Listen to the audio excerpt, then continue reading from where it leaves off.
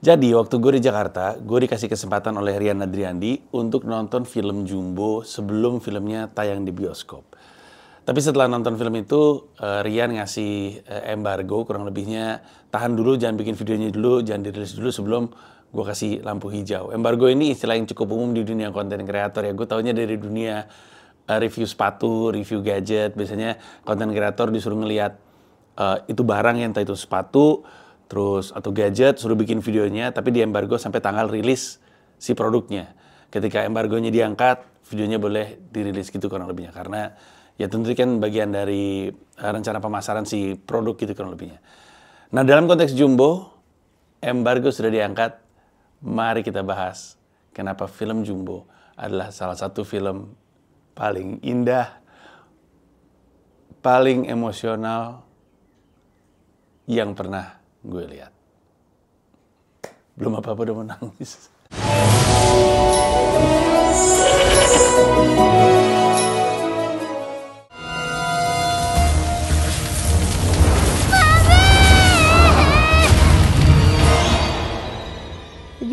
Jumbo, udah dibilangin gak bakal menang, malah mau ikut pentas.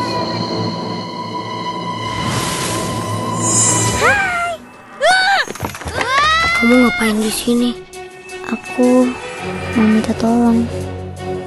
Cuma kalian yang bisa bantu aku. Enggak, kita gak bisa bantu. Aku mohon. Kita kan harus ambil buku aku. Kan, dengerin dulu. Pentas aku nanti gimana? Emangnya kamu bisa apa? Lihat ya. Oke, kita bantuin cari papi mami kamu.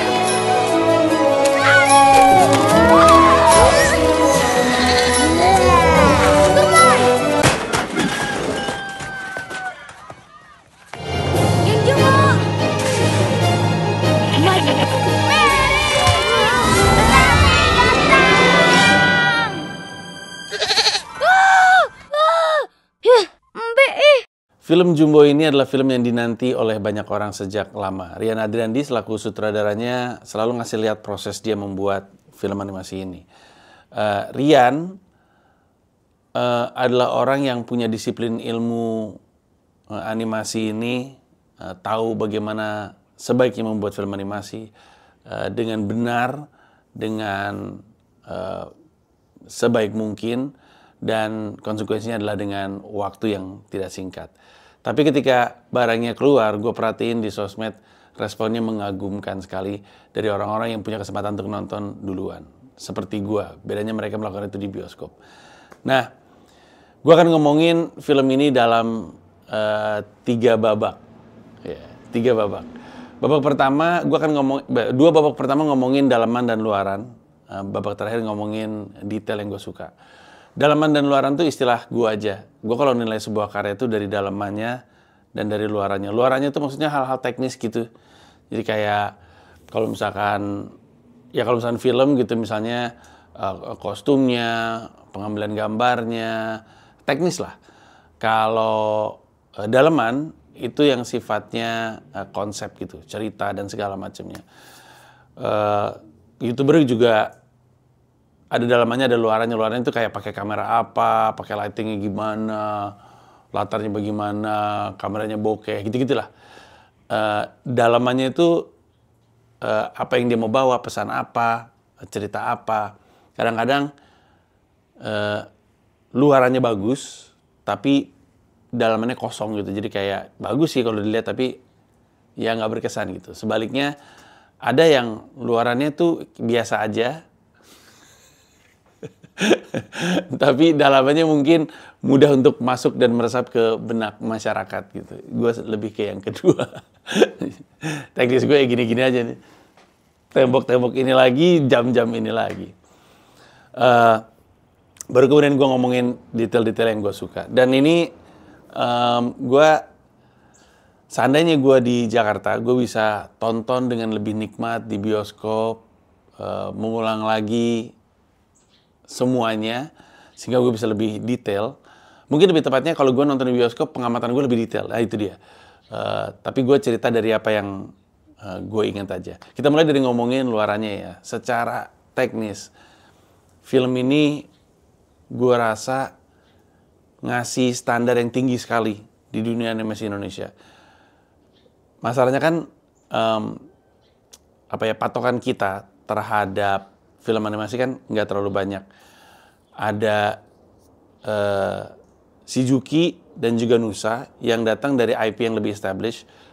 Juki dari komik yang tentunya udah jalan begitu lama, terus gitu dia punya basis pembaca yang begitu banyak. Akhirnya jadi juga film. Habis itu Nusa datangnya dari video YouTube dulu, kemudian jadi film. Nah ini Jumbo adalah IP yang baru. Ini pendekatan yang menarik sekali di dunia film animasi. Bagaimanapun, buat gue secara teknis emang sangat mengagumkan Jumbo. Kalau kita mau sandingin mungkin secara teknis dekitnya ke Nusa ya. Tapi Nusa terkejutnya itu udah ketika dia jadi video YouTube gitu. Ketika dia muncul dalam bentuk video YouTube tuh kita udah terkejut di situ. Ketika kita ngelihat film bioskopnya, kita kemudian dikasih suguhan yang lebih besar skalanya. Kalau Jumbo langsung terkejut ketika ngelihat itu film gitu. Ya tentu ada teaser trailernya, ada full trailernya.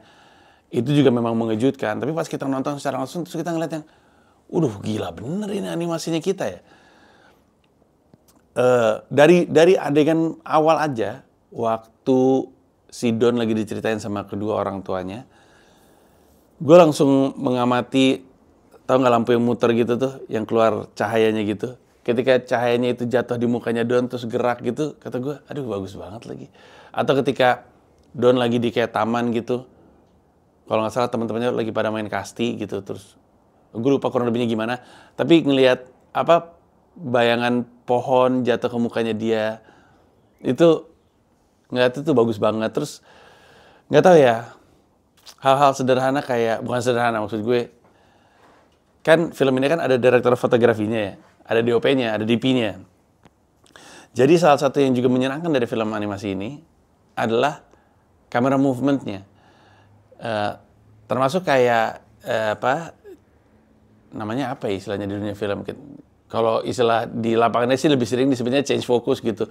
Dari karakter yang ada di depan terus pindah ke belakang. Atau salah satu yang paling sering dipakai ini kayak shot dari dolly truck gitu. Jadi kayak muter gitu. Ada yang muternya dari dalam keluar ya, ketika mereka lagi ngeliatin peta kalau nggak salah. Ada yang ketika mereka lagi ngobrol terus gitu kameranya nge-track ngelingkarin mereka gitu. Semua kamera termasuk ini penempatan kamera di sepeda somai ketika Don lagi ngejar. Menurut gue tuh sequence awalnya ya, bagian awalnya itu adalah momen dimana film ini berusaha untuk bilang, lihat nih kemampuan teknis nih film gitu. Jadi semuanya itu dikasih lihat di situ dan indah sekali, bagus sekali, mengagumkan sekali. Ada beberapa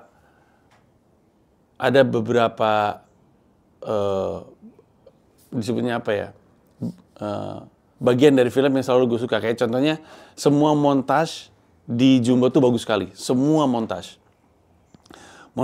bagus. Entah itu montage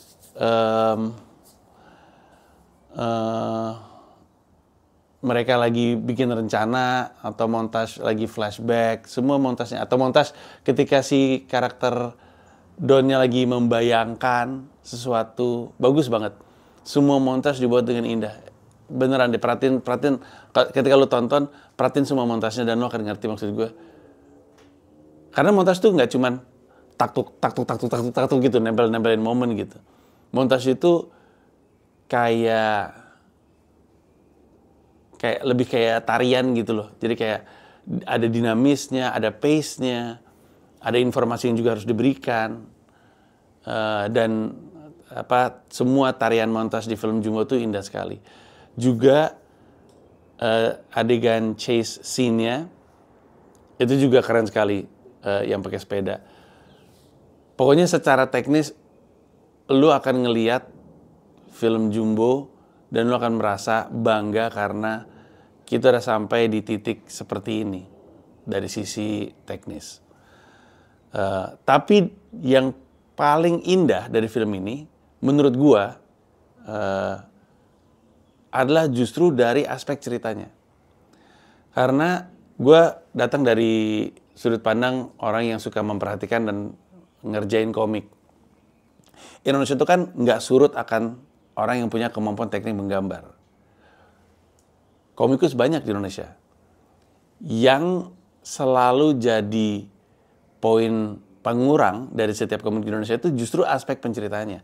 Teknisnya jago banget, bahkan saking jagonya kan mereka ngerjain komik-komik luar negeri gitu. Tapi cerita seringkali jadi aspek pengurang dari sebuah karya komik gitu. Jadi komik udah bagus-bagus tapi ceritanya kurang gitu.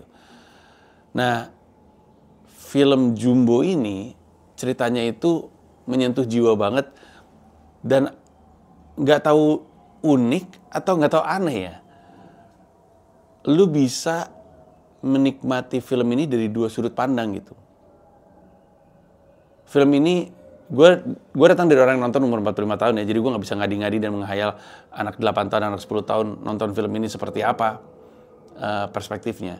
Tapi gue sebagai orang yang umur 45 tahun, gue ngelihat ini, inner child gue kesentuh, tapi Panji dewasa yang seorang ayah juga kesentuh. Gue nangis mulu nonton film ini, bingung gue. Nangis mulu, nangis berkali-kali, sembab mata gue. Gila. Oh man, where do I start? Gue itu adalah anak yang juga kesulitan berteman waktu gue SD. Dan gue rasa bukan cuma gue. Mungkin Rian sutradaranya, mungkin orang lain terlibat di film. Mungkin semuanya juga seperti itu. Atau mungkin banyak orang seperti itu. Kesulitan untuk berteman. Ketika SD terutama. Gue anak yang besar di tahun 90-an. Jadi semua referensi-referensi yang mau gue sebut ini referensi 90-an.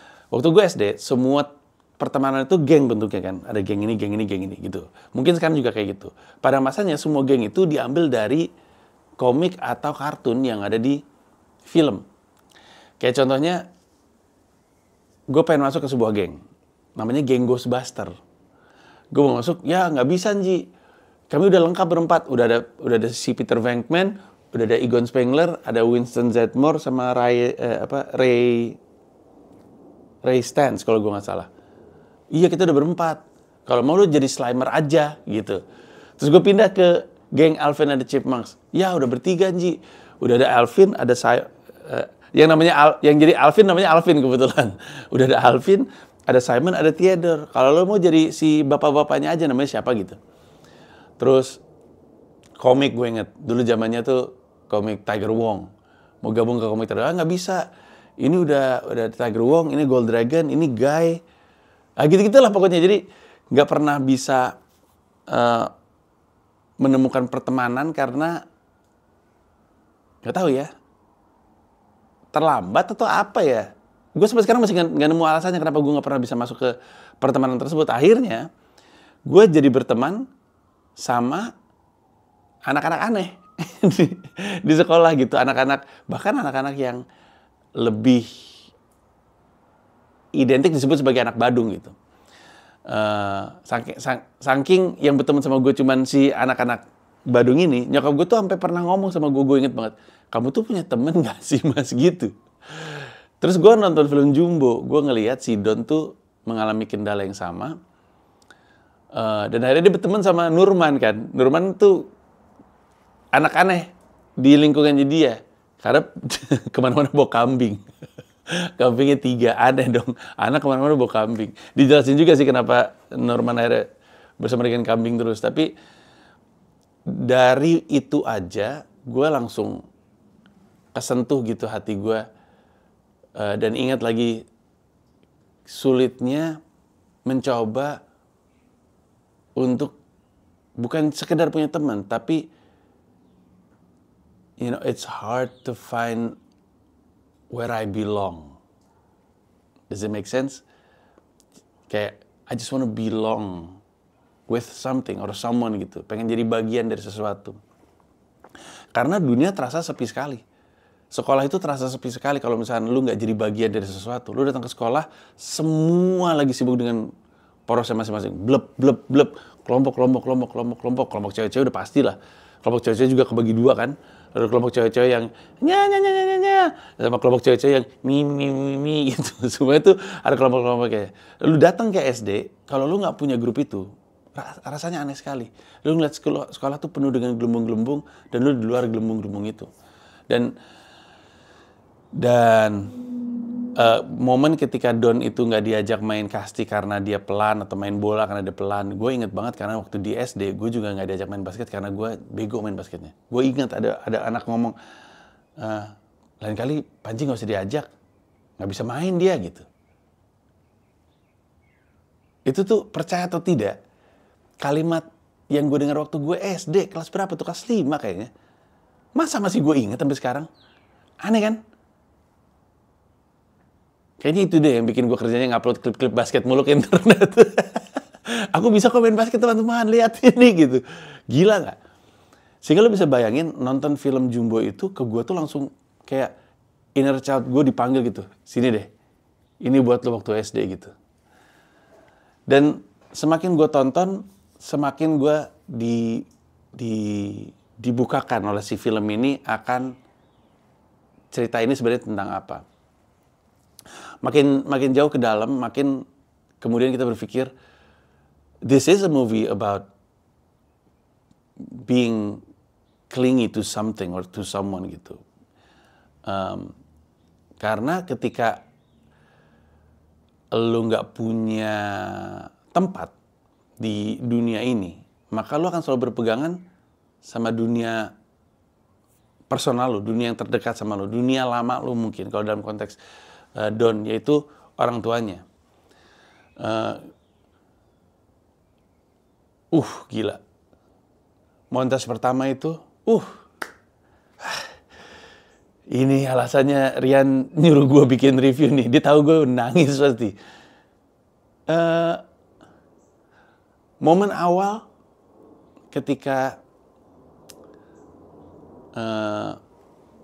kayak diceritain soal ibunya, bapaknya berdongeng kepada si Don, terus ada neneknya juga, terus ketika Don bangun terus Don kangen sama orang tuanya, itu adalah momen kelinginya si Don terhadap buku itu yang merupakan representasi dari orang tuanya yang dia kangenin. Dia kangen banget sama orang tuanya. Inilah, gue nggak tahu ini istilah yang tepat atau enggak dari sisi penceritanya, tapi ini tuh kayak simbolisasi dari masa lalu dia yang indah, yang dipegang terus. Dan di film tersebut ada beberapa karakter yang juga kelingi terhadap sesuatu gitu, bergantung, berpegangan sama sesuatu. Karakter Ata berpegangan sama kakaknya, namanya Acong apa? Siapa ya namanya ya? Kakaknya namanya lebih Cina aja pokoknya daripada si Atanya. Dia berpegangan sama kakaknya. Terus karakter siapa namanya? Nurman itu juga, si kambing itu kambingnya engkongnya, yang terpaksa dia mesti bawa terus kemana-mana. Jadi everybody is clingy to something, termasuk tokoh antagonis yang ada di film tersebut. Kayak ada kesan bahwa film ini mencoba untuk bilang bahwa, gue kenapa bergetar mulu ya ngomongnya ya, padahal nggak lagi sedih nih. Film ini mencoba untuk bilang bahwa gue tahu masa lalu lu indah, dan gue tahu masa kini lu itu membingungkan, tapi ada harapan lo untuk masa depan lu. Gitu kurang lebihnya. Film itu tuh membawa kita ke perjalanan itu dengan penceritaan yang begitu indah di film ini. Film ini juga bercerita tentang, dan gue juga ngerasa relate sama ini, bercerita tentang ketika lu selalu mencoba untuk mencari tempat yang bisa menerima lu, ketika lu kemudian udah merasa diterima, lu mau pegang itu baik-baik, seakan-akan itulah harta lu yang paling berharga. Lu jadi lupa gitu konteks sekitar lu gitu. Kebayang jadi kayak begitu menginginkan sesuatu, ketika itu lu dapat, itu lu pegang baik-baik tanpa lu inget bahwa sebenarnya bukan itu your most prized possession gitu. Bukan itulah kekayaan lu yang paling berharga atau harta lu yang paling berharga. Dan semua itu tadi yang gue bilang itu dibalut dengan begitu indah. Jadi ada kayak simpul cerita yang nggak tahu gimana ceritanya itu dijahitnya dengan bagus sekali gitu. Pada saat yang bersamaan, sebagai orang tua gue ngeliat itu tuh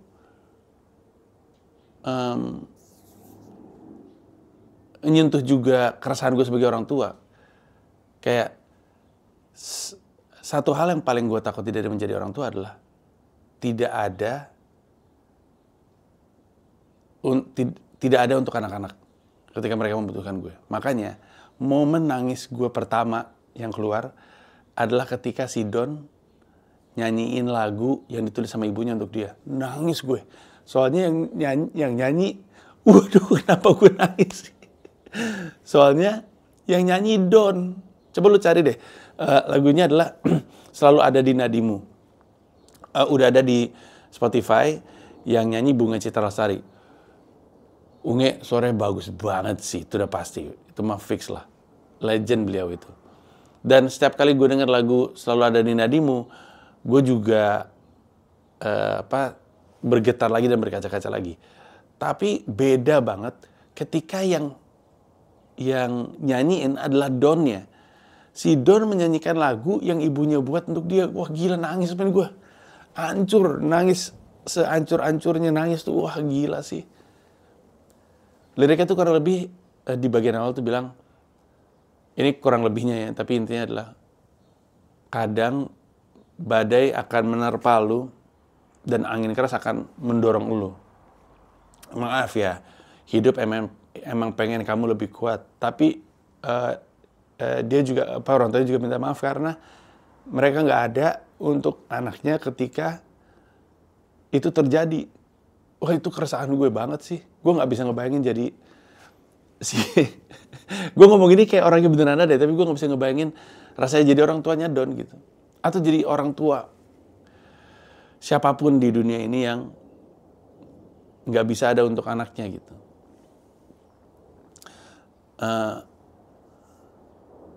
Lirik lagu Selalu Ada di Nadimu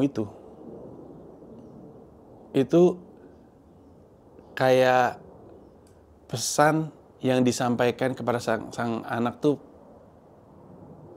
postmortem apa sih? setelah meninggal gitu, kayak surat wasiat gitu, kayak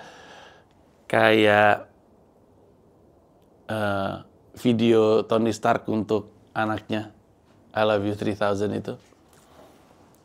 Dan sebagai orang tua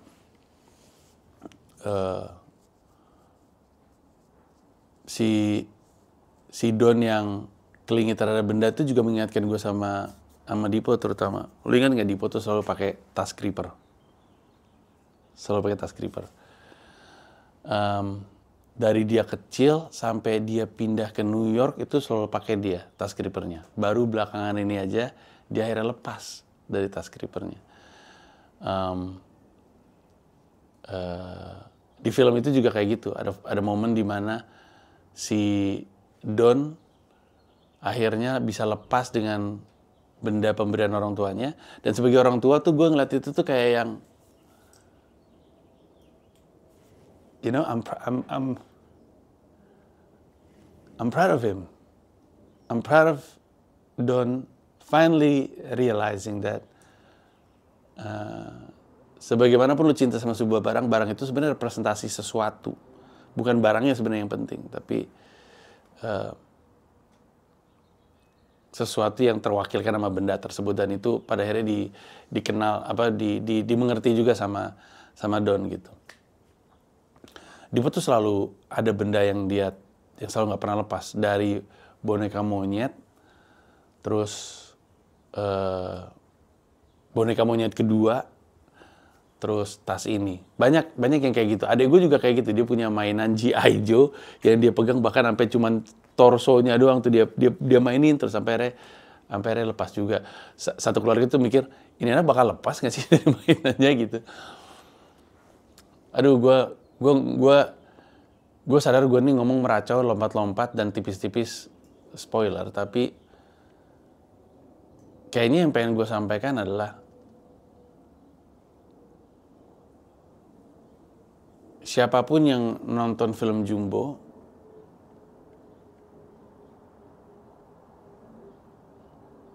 keluar tuh akan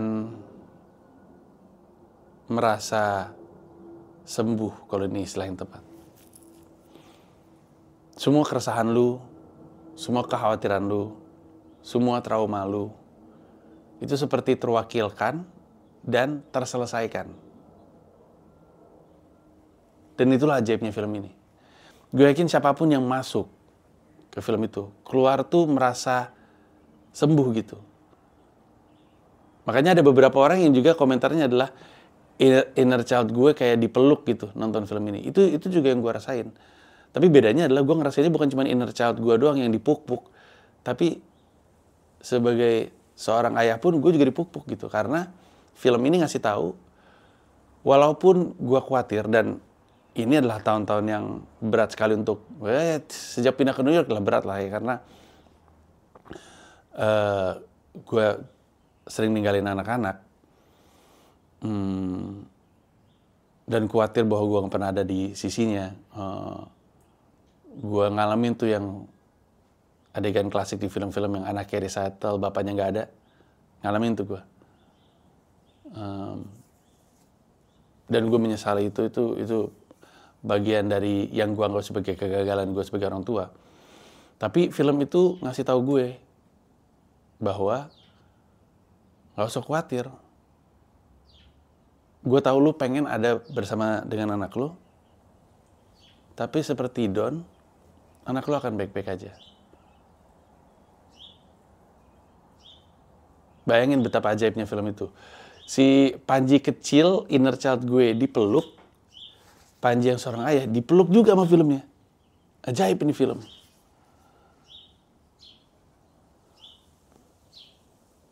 Wah gila sih.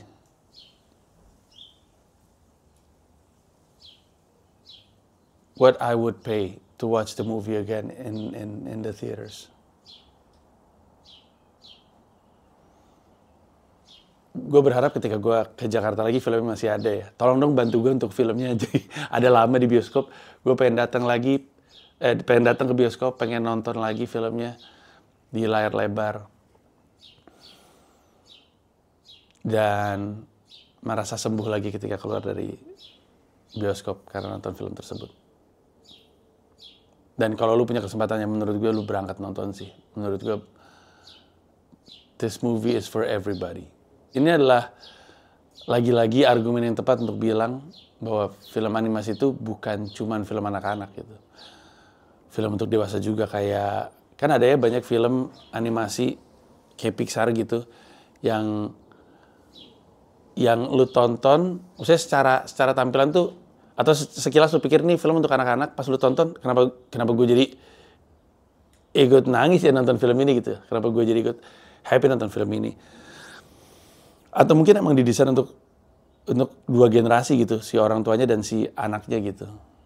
Film tuh tonton bareng-bareng gitu, mumpung lagi liburan, terutama kan rilisnya pas lebaran. Gue bisa meracau panjang lebar sih soal film ini, tapi menurut gue nggak akan bisa mewakili apa yang lo rasain ketika lo nonton filmnya secara langsung di bioskop. Nah, bagian terakhir gue pengen ngomongin detail-detail yang gue suka dari Jumbo. Dan ini gue sadari tipis-tipis spoiler kali ya. Teknis kita udah kesampingan. Ketika nanti lo tonton, lo akan ngelihat hal-hal yang gue sebut ini. Contoh, gue suka banget sama cara film Jumbo memperkenalkan chapternya. Bab 1, bab 2, bab 3, bagus semuanya. Bagus banget. Bahkan pada momen bab terakhir ketika gue pikir, ya gini doang, ternyata enggak gitu. Gue suka banget dengan cara mereka bikin bab. Gue juga suka karakter tiga kambing. Terutama yang biru, kambing yang biru. Gue pengen punya kaosnya atau pengen punya plushinya. Menurut gue itu harus jadi mainan tersendiri tuh. Menurut gue itu harusnya jadi spin-off. Karena tiga kambingnya itu pun punya karakter sendiri-sendiri. Kalau lo perhatiin, gue suka banget sama kambingnya. Terus, gue juga suka fakta bahwa dabernya kedua orang tuanya Don adalah Ariel dan Unge. Iya. Gue nggak tahu gue doang atau orang lain juga merasakan hal yang sama. Pas gue ngelihat Ariel sama Unge jadi suami istri, dalam hati gue, kesampean juga. Terus, gue suka apa lagi ya? Gue mau apresiasi daber yang ngisi suaranya si Don. Kalau gue nggak salah namanya Prince Putirai, bener nggak ya? Kalau gue nggak salah. Iya, Prince Putirai. Queen Salman juga oke, yang lain-lain juga oke. Tapi menurut gue, Prince Putirai itu adalah berkah yang Rian Adriandi dan seluruh tim dapatkan untuk ada di film Jumbo. Berkah banget, karena pertama-tama karakter suaranya tuh khas banget. Artikulasinya tuh khas banget. Kayak cadel, kayak N-nya pendek gitu. Sehingga kalau ada yang paling kuat karakternya di situ adalah suaranya si Don. Suara orang dewasanya aja sekilas tipis-tipis rada mirip gitu. Karena mungkin suara orang dewasa gitu-gitu semua ya. Suara anak perempuannya juga, suara anak-anak. Suara Don paling khas. Kayak kalau misalnya lu tutup, tapi ini karena gue sekali nonton ya, kalau gue tutup mata, gue denger semuanya pada ngomong, gue tahu di antara bocah-bocah itu Don yang mana. Karena cara ngomong itu khas banget. Dan bukan cuma itu. Actingnya dia bagus banget. Ketika lagi sedih berasa banget sedihnya. Ketika lagi happy berasa banget happy-nya. Ketika lagi marah berasa banget marahnya. Gue sih menggarisbawahi ketika dia lagi sedih sih. Ketika Don lagi sedih, terasa banget serak-serak suaranya. Dan ditambah dengan suaranya si Prince Putra ini, bagus banget. Waktu dia nyanyi lagu, apa tadi? Selalu Ada di Nadimu. Bagus banget. Bagus banget. Sekali lagi, untuk ngerti yang gue maksud, lu mesti nonton langsung. Nangis lu. Nangis. Suara itu kayak jenggut kita, nangis nggak lu? nangis. Gila sih. Gila. Terus, apalagi ya detail yang gue suka? Oh, gue suka ini. Gue suka ruang tamunya. Ruang tamunya rumahnya Don. Rumahnya Don itu kan rumahnya Don dari dia kecil gitu ya. Dari orang tuanya ada. Montas ibunya lagi nulis lagu juga bagus tuh di situ tuh. Semua montas bagus lah. Tapi ruang tamunya itu bagus sekali. Tegelnya yang ada di tembok, alkove-nya, sofanya, mejanya, hiasan sekitarnya, bagus sekali. Kalau ibaratnya master set, gue suka banget master setnya itu. Terus, gue suka ada Malaikat Essentials di situ. Pas gue denger, ini mah suara bebek gue nih, Angga Puradireja nih, mantap. Terus, apalagi yang gue suka ya? Gue sih pengen banget. Oh, gue suka ini. Adegan ketika si sepedanya diperkenalkan, terus mereka pertama kali naik sepedanya, terus bias meluncur. Wah, keren banget. Semua film adegan chase-nya itu keren banget lah. Gila itu film. Gila itu kalau film itu kalau disodorin ke mata internasional tuh pede banget lah. Pede banget gitu, diadu gitu. Nih, lu lihat nih film, pede banget lah. Coba lah kita setanin tuh anak-anak Visinema sama Rian Adriandi. Coba itu Jumbo suruh masuk Oscar gitu. Menang pasti. Kalau nggak menang kita turun ke jalan, guys. Bagus banget itu. Apalagi ya? Apalagi yang gue suka detail-detailnya dari film tersebut. Banyak sih, banyak. Tapi saatnya lu untuk kasih tahu detail-detail favorit lu. Terus itu kolom komentar, tolong jangan spoiler ya. Gue juga gagal nih dalam rangka berusaha untuk tidak spoiler, tapi kayaknya sih gue tidak spoiler terlalu banyak. Artinya spoiler itu kan terhadap plot ya. Yang disebut spoiler itu spoiler terhadap plot. Gue sih nggak spoiler terhadap plot, walaupun ada beberapa bagian-bagian dari cerita yang gue ungkap. Tapi itu kan kayak nonton trailer aja ya. Kayak nonton trailer yang isinya adegan-adegan juga gitu, tanpa mengungkap plotnya. Nanti lu nonton aja filmnya dan kasih tahu sama gue di kolom komentar apa aja detail-detail dari film yang lu suka. Ya, itu aja dari gue. Terima kasih banyak. Terima kasih banyak juga untuk semua orang yang terlibat dalam film ini. Rian Adriandi, I'm very proud of you. Kenapa gue nangis mulu sih? Rian Adriandi, I'm very proud of you. I can feel that this is the most beautiful love letter that you can give to your mom. Beneran deh. Semua orang yang nonton pasti tahu bahwa ini adalah surat cinta paling indah yang Rian bisa berikan kepada almarhumah mamanya. Kebetulan kenal juga sama tante. And I miss her as well. Terima kasih udah bikin film yang bagus banget. Untuk semua yang terlibat ya, semuanya dari orang paling atas sampai orang paling bawah. Terima kasih udah terlibat dalam film yang begitu indah, begitu bagus. Ketahuilah bahwa di antara semua film-film yang pernah jadi